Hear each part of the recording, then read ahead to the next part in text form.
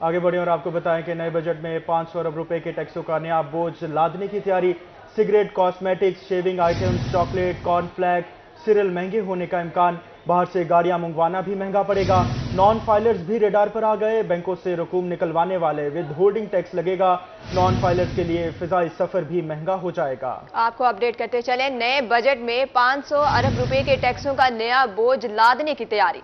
Cigarette, cosmetic, shaving items, chocolate, cornflakes महंगे होने का इम्कान है। इसी हवाले से मजीद जानते हैं ब्यूरो चीफ बहावलपुर रजा मलिक से। जी सर, अपडेट कीजिएगा, क्या बजट में आवाम को कोई रिलीफ मिलेगा? जिस तरह से महंगाई बढ़ती जा रही है तो लग यही रहा है कि जो इसकी शरह है उसमें मजीद इजाफा होगा और आम आदमी के लिए जो रिलीफ है वो सिर्फ सब्सिडी की सूरत में ही जो है वो मुमकिन हो सकेगा।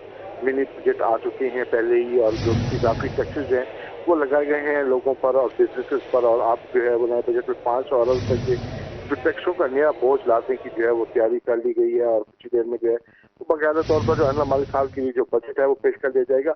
इसमें इस बजट की इसमें एक जो बात है कि जो आने वाले साल के बजट में जो टैक्स आमदन का तकरीबन 80% जो है वो कर्ज और सूद की अदायगियों में जो है वो चला जाएगा और कर्ज की अदायगियों की के लिए 7300 अरब रुपए रखे जाने की जो है वो तजवीज पेश की गई है कि इस बजट में 7300 अरब रुपए जो 80% है टैक्स आमदन का वो चला जाएगा हमारे कर्जों की और सूद की अदायगी में जो हमने अदा करने हैं बैनुल अक़वामी सतह पर। और इसी तरीके से बेनजीर इनकम सपोर्ट प्रोग्राम के लिए भी 430 अरब रुपए रखने की जो है वो तजवीज की गई है, जबकि एक बहुत बड़ी सब्सिडी जो है वो 1300 अरब रुपए की जो है वो रखने की तजवीज की गई है कि लोगों को उस हवाले से जो है रिलीफ फराहम किया जाएगा उन लोगों को जिनके लिए जो अशिया जरूरत खरीदने की जो है वो मुश्किलात है। इसी तरीके से जो है वो आइंदा माली साल के लिए मजबूत तौर पर जो तरक्याती बजट जो है वो 2500 अरब रुपए का जो है वो रखने का फैसला किया गया है और इस हवाले से बाकायदा तौर पर जो इसका ऐलान भी किया जाएगा।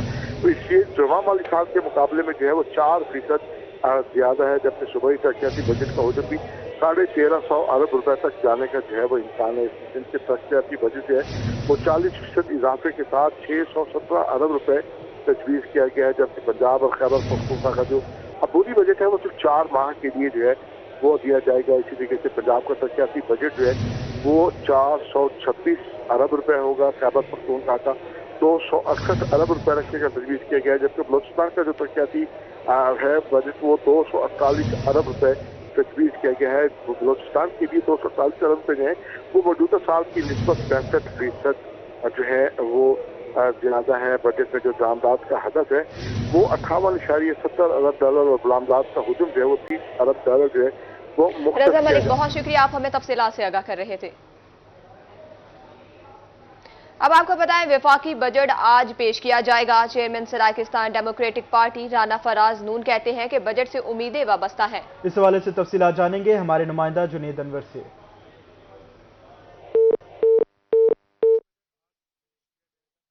को बजट से उम्मीदें वाबस्ता हैं, ख़ास तौर पर सराइकी खित्ते की जो सियासी जमातें हैं वो भी बजट से उम्मीदें वाबस्ता किए हुए हैं। इस वक्त चेयरमैन सराकिस्तान डेमोक्रेटिक पार्टी राना फराज नून हमारे साथ मौजूद से बात करेंगे। राना साहब, वफाकी बजट आज पेश किया जा रहा है, क्या उम्मीदें ख़ास तौर पर वाबस्ता की हुई हैं सराइकी वसीब के लिए? यहाँ पर जो सबसे बड़ी जो मईशत है हमारी वो ज़राअत है और उसके साथ साथ जनूबी पंजाब का इंफ्रास्ट्रक्चर भी है, वो भी काफ़ी अरसे से जो है वो इस वक्त जो है वो ख़राबी की जानिब गामजन है, क्या कहेंगे? बैकबोन ऑफ पाकिस्तान जो हमारी ज़राअत है उसको तवज्जो नहीं दी गई। पिछले चंद सालों में आपने देखा जो बुरहान का शिकार हुई और इस महंगाई और डूबती हुई मैशी मुल्क की सूरत हाल में मज़ीद उसने उसको जो ज़राअत को बिठा दिया और जो किसान हमारा इस वक्त तस्वर किया जा रहा था कि वो मुल्क के 70% ज़राअत की मद में ये वसेब इस मुल्क को ख़ुद कफ़ील कर रहा था, वो भी ज़बू हाली का शिकार हो गया। तो मेरे ख्याल में कि सबसे ज़्यादा हमें इस वक्त उम्मीद है और मेरा ख्याल में कि हुकूमत को फोकस करना चाहिए इस खित्ते में ज़राअत के ऊपर और पूरे मुल्क में ज़राअत को ख़ुसूसी रिलीफ पैकेज दिया जाए। पहले भी कहा तो जाता रहा कि पैकेज देंगे, लेकिन कोई किसान को रिलीफ पैकेज ना मिला और उसके अलावा जो वसेब में इंफ्रास्ट्रक्चर है वो टूट फूट का शिकार है, सड़कें टूटी हुई हैं और आपने सैलाब ने भी तबाही मचाई। उसके बाद بہت سارا سڑکیں پرانی ہو کے خستہ ہو کے ٹوٹ پھوٹ کا شکار ہیں. اس پہ میرا خیال میں بہت ضرورت ہے توجہ دینے کی, اور جو ہمارے معدنیات ہیں, ریسورسز ہیں, منرلز ہیں, ان کے اوپر حکومت فوکس کرے تو میں سمجھتا ہوں بہت سارا ہمارا ریونیو جنریٹ ہو سکتا ہے, ہمارے مسائل حل ہو سکتے ہیں. جنوبی پنجاب کے جو معدنی ذخائر ہیں ان کے لیے بھی خصوصی طور پر اس حوالے سے بجٹ میں بات ہونی چاہیے کہ ان کو دریافت کیا جائے اور ان سے بھی جو ہے وہ اس سے بھی جو پاکستان پہنچے. بہت شکریہ جنید انور, آپ ہمیں تفصیلات سے آگاہ کر رہے تھے. خبریں اور بھی ہیں, شامل کریں گے اس بریک کے